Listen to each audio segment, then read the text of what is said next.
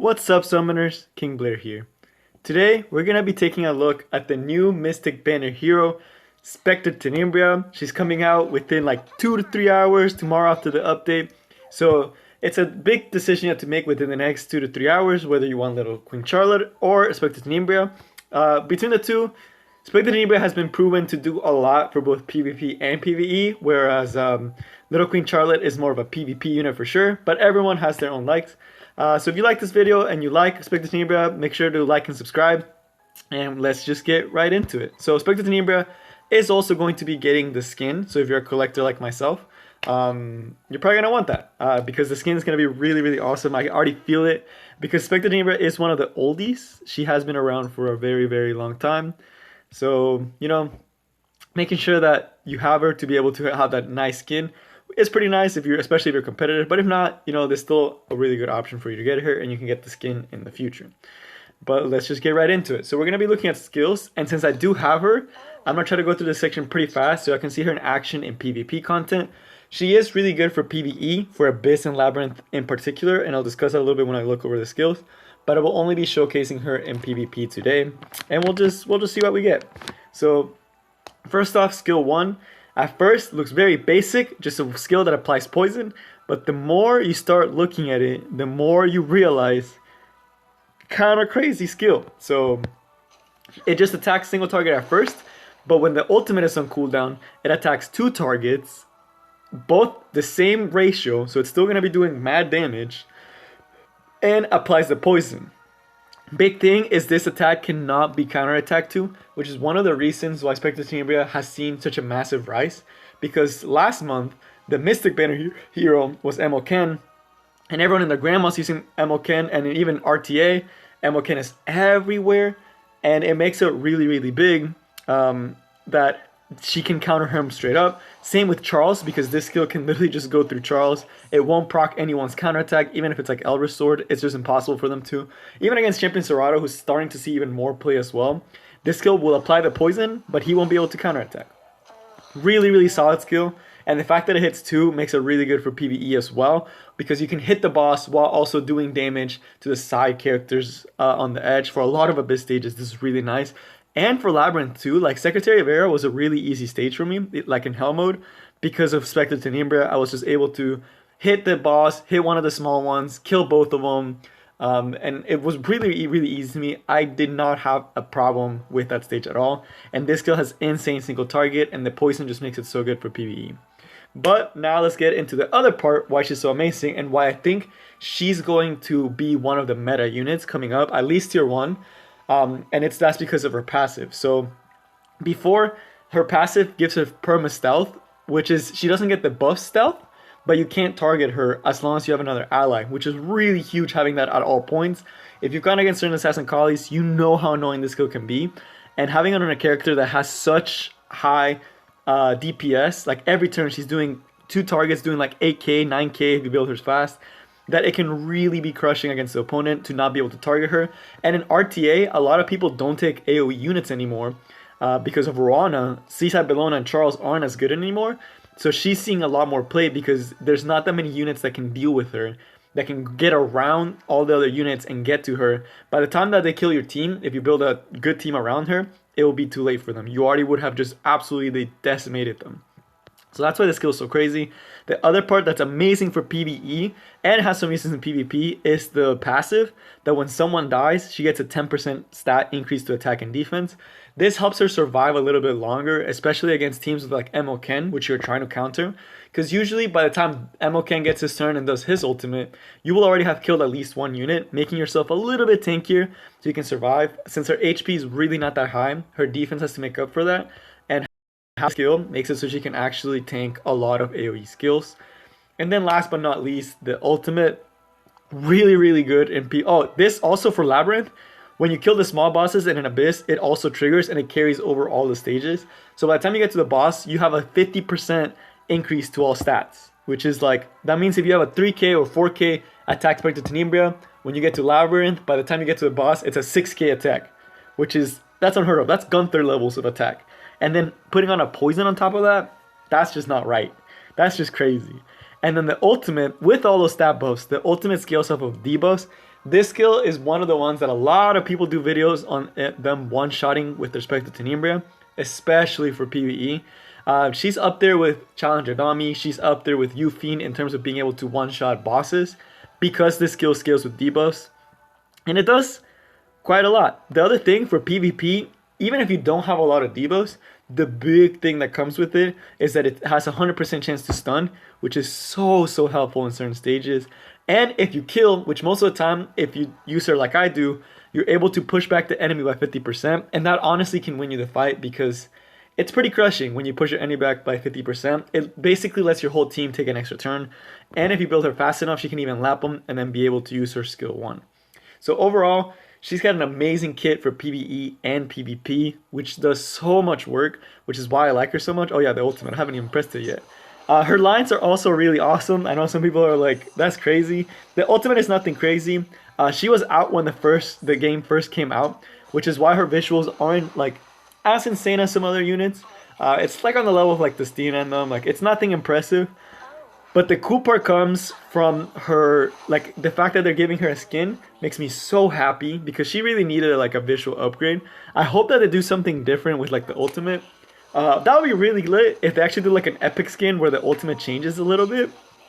That'd be pretty crazy. I don't think they will do that, but at least a visual upgrade. You know, she looks good, but you could definitely refine some features.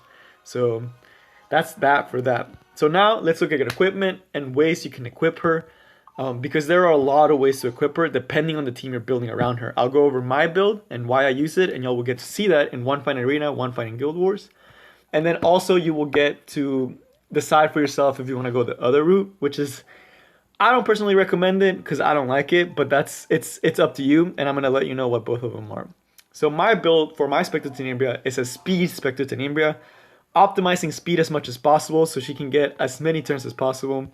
I'm surprised I don't have her all the way level 3, but big thing stat wise, let's just take a breakdown of it. So I'm pretty happy with it overall. It's just these 2 gears that are blue. I haven't been able to find a good replacement for those 2 gears, but I got pretty good stats overall. So I'm pretty happy with her. I'm pretty happy with the way she's performing. So big thing that I'm trying to, of course, attack, crit rate, crit damage. Those are the stats you're trying to prioritize. But she's a very stat-hungry unit, and because I use her for both PvE and PvP, I need her to also have effectiveness and speed. Because in PvE, I'm not going to have a unit setting up for her. I'm not going to have an Oxlots. I'm not going to have all these different setups that can be used for her to go faster. I'm just having her on her own with some healers and maybe some like support units to let her attack more like Lilius. So I need her to be taking turns, or she's not going to be doing that much DPS. So that's why I decided to go for a speed set, getting a lot of speed substats. This is one of the other ones that I'm like, this sort kind of sucks, but I'll probably have to change. There's a lot of optimization that can be done. But big thing that I wanted to have was the effectiveness, because I rely on her ultimate a lot in PvP, and I want her to land her poison damage on boss units whenever I'm playing. I want to be sure that I'm able to apply those dots, those damage dots, especially against PvE enemies. And I want her to be taking turns first in arena, kind of like a cheese way, because a lot of people expect her to one-shot. So that's why speed is so big on her, and her attack and crit rate and crit damage might be on the lower side. But that's because that's the way I use her. I use her with Bazaar, I use her going first, I use her going fast. And I want her to have as many turns as possible with the skill 1 while having other units clean up. The other build that you should know about, it's take off effectiveness, take off the speed, and just solely focus on attack rate, and crit damage, and you will have a one-shot beast. Because if you have someone that can set up, like if you have someone that can defense break and set any other debuff, like Ball and Sasan, and you have an Oxlots as well. This is typically done more with Oxlots, but what I see a lot of people do is they build her full attack, they use Oxlot's second skill to give her the turns, and she's super slow and super tanky, and then she will come in with this ultimate that can basically, it doesn't matter if they have debuffs or not, so you would switch out the artifact. I have Cauldron because it's really good for PvE, and I have a Bazaar, so I use her with Bazaar paired up, and this does increase the damage a lot. But if you put like Exorcist Tonfa on her and you have her high attack, she's gonna one-shot whatever you want to one-shot. I've seen people do so much stupid damage with that combo with Oxlos and her. Like, they will not have a defense break, and she'll be doing like 25, 27k. Kind of like Yuffie. But then the follow-up will be, she still has an attack buff, you have your other units kind of protecting her, and then she'll get the turn with this skill, and since it hits 2 units, if you have someone setting up more defense breaks, you're literally just going to stomp all over them. So the idea is to push your enemy back with this, and then let her take another turn, and wipe out 2 units with this skill. That's the attack variant. In that case, you would do crit damage, and you either do attack or crit damage and then crit rate. I was trying to optimize those stats. Attack is nice because if she gets the buff, the 10% buff when you kill with the third skill, that means you're getting a 10% attack increase to your stat. So that means if you can get her to a 5k attack, Specter Teninbria, which you should be able to do if you're using attack set, when you kill an enemy, that's 500 extra attack. That's nothing to laugh at. So that's the other variant of Specter Teninbria. I feel like I've been talking a lot. Now let's see if I can show you guys a little bit of Guild War, a little bit of Arena, how I use her and how other people use her. So I'm gonna do this third team because they have an MO Ken.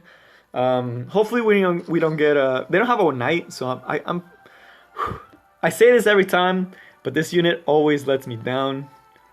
My Specimen Seth. I feel like I need to upgrade a lot of my units that I use a lot, so I'm waiting for that Wyvern B13 to come out, so I can pimp out a lot of my units that I've been using a lot more, especially for PvP. But let's just show you guys, because they have an Ken. She shines the best against Ken, and they only have one unit that does AoE. The Ken is like, she probably won't be killing, so we'll just use this. He'll heal with Elena, but we should be fine. As long as my Spec kills the RB, we're fine. We could try to poke with the I think we might actually do that. I might try to poke a little bit with the Challenger Dummy.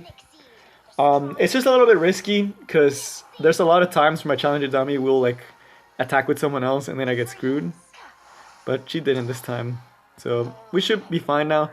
Now the big thing, okay, so usually because they're all debuffed, I could go for MLK, but there's a chance that it'll miss. And a lot of people use their MLK's effect resistance. So typically I'll burn this skill on someone that I don't want them getting their ultimate. In this case, honestly, none of them really scare me.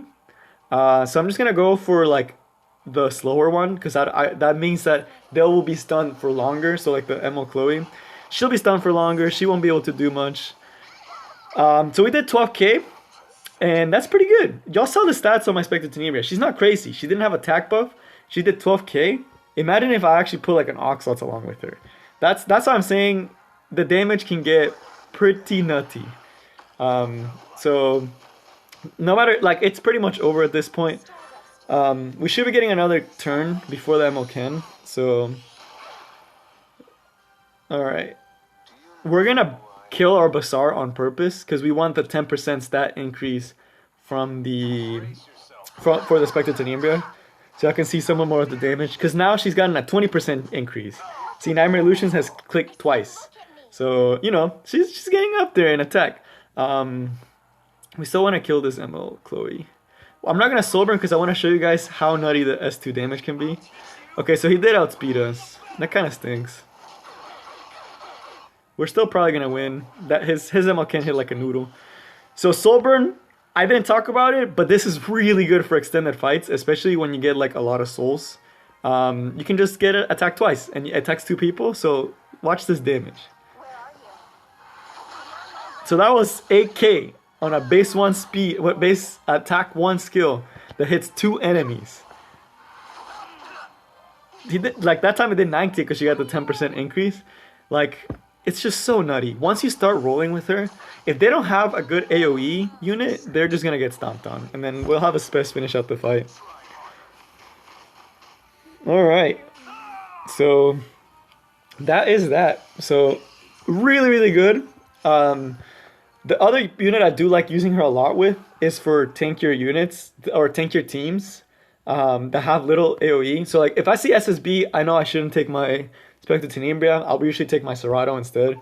But y'all saw, if they don't have a way to get to Specter T, they're not going to be doing anything. And the stun, the damage, it's just so much per turn. And when she's fast, she can do so much by herself. Oh, I went the wrong way.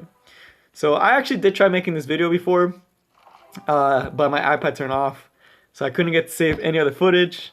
So I actually did get a really good game in with Specter T, but I won't be able to showcase it to you guys. So we're gonna try to find a team that Specter T would be really good against, and I'll tell you guys why she's so good in that against those type of teams. So the team on top, do not take Specter Teninbria. She will get horribly stomped on. Unless you have an Oxlots, and you're using Oxlots to boost up Specter T, take out the Charles, and then just take care of the last two with like her auto. That's fine. But if you have the one I do not take it to that. She loses hard to AoE units, which is SSB. So with the current meta being the way it is, she's getting a lot of good rep out now. So these people all have the same team, man. I feel like that's I know how to beat them, but I want to show you guys what is possible. I'm still thinking about taking the team to the first one. Because if I take out the SSB, but then the Lilias combined with the MLK might be too much to handle. Let's see if there's another one that... If not, I'll take it to that team and show you guys. Because all these teams kind of have a lot of AoE. Oh, that second team. Alright, so that second team is actually really good. And I'll show her there. Because they only have one AoE skill. And that's it. So I can take a pretty defensive team. So I'll use that team at the bottom you see there. And we should be chilling. For the top team, I only have my Spec. I want to build Sigrid for teams like this. Because Sigrid's going to be kind of lit when she gets the buff. But right now, I don't know who else I'm going to take on that top team. So they have a lot of AoE. They don't have a way to cleanse, so I'll take my Dizzy. And then... I feel like I need someone that can punish... That can actually kill the... I need more damage right now. Because I have a lot of debuffers. But I need someone that can do damage. They don't have that many debuffs, so Champ C wouldn't be that good. I'm already using my Apocalypse Raw V. I'll take Charles because why not? He does decent damage. We'll give the attack buff, so hopefully it goes out okay. But looking more at the second team. So why is she so good for the second team? Their only damage dealer is really the Ken. And they have a Corvus who will never get to touch her because I have Apocalypse Robbie protecting her. So the chances of that second team getting to my Specter Teninbria are so low that most likely they will never even get to touch her. And that's the best for us. So I'm not gonna go for the RB right now yet. We got the stun, which is kind of nice. But he's gonna stun Arces. God damn it. Oh, nice. We assisted it. Alright, so hopefully Big Daddy Charles doesn't just absolutely destroy the Spec or the RB, but we'll see. Alright, nice. So he's dead. Our Spec is probably dead, which kind of sucks. Yeah, next turn he's definitely dead. So let's try to push him back a little bit. So hopefully we can I kind of just want to start going for her because she has like the main way that they're gonna win this fight. Alright, finally she decided to do something. Let's go, Charles. Alright, maybe we'll get a lucky stun here. Holy moly. Alright, that's nuts. I can't believe we actually got the stun there. I wasn't expecting that. Wow, my team is actually doing really good. What's going in for them? Dang. They never do this good. Alright. And my Cess resisting everything. Bro, my Spec heard me. He heard me trash talking and he was like, man, alright. Alright, if he stuns here, Spec is nuts. You're nuts. Holy moly. That's crazy. That never happens. This only happens on video, man. I'm telling y'all, this will never happen normally. I shouldn't have won this fight. I'm gonna be honest with you. I took a really bad team to it. Yeah, I had a feeling we'd miss. Because it was the passive was up. Since we already popped the miss passive, let's try to push him back.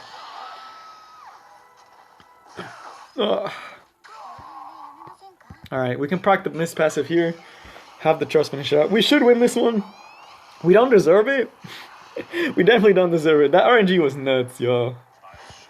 But trying to get through it as fast as possible so y'all can see the Specter T in action on the second team. Bro, why they gotta go for him and not for the Dizzy? I feel like the AI has gotten smarter recently, yo. I'm not gonna waste a second skill. We haven't even touched the thing. We haven't hit this pass. I hate the passive. Assassin's Creed 2 it's kind of been on the come up recently because of all the nerfs to SSB and Charles. That he's come back to be like a meta placeholder. All right, so of course we want to try to get rid of the Montmorency because that's their sustain. They haven't hit us with the defense break, so I kind of want to hold on to the Lilia's ultimate. Maybe we'll be able to attack with Specter T. Nice. So he's gonna... So annoying. I hate Montmorency, man. They're so tilting. We're just gonna keep poking them down. I really like using Lilius with Specter T because it just works so well. It just works really well because she's able to dual attack with her, and that makes it so you get so many more turns of damage that it's low-key not okay how much damage they can actually do if it's like, look at this. You basically get to hit 2 units over and over and over again. Let's see if my Apocalypse Robbie is decent. Oh, the poison should kill. Poison should kill. Yeah, we're gonna start going for that Moken. So Specter T still took care of it. They're probably gonna go. Yeah, they're probably gonna finish off the Lilius. So we're gonna keep going on the Corvus. And this should be a wrap. Alright, let's try to get rid of the Corvus. And then it's GG. I'm gonna use the ultimate just because we can finish it off. But that Specter T, if y'all saw, she's just able to do such consistent damage that you can pair her up with 2 tanks. Like Lilius to protect her from some AoE, to be able to cleanse. And with Apocalypse Robbie, who basically never dies. And Specter T can just chill in the back and just do so much work in the background. So I would highly recommend you actually pull for her. That's my, if I'm going to say that's my final, that is going to be my final say. She's nuts for PvP. She can help you kill Mokens. And she's just a solid unit overall for PvE as well. But that is all I have for you guys today. I will see y'all next time. Peace.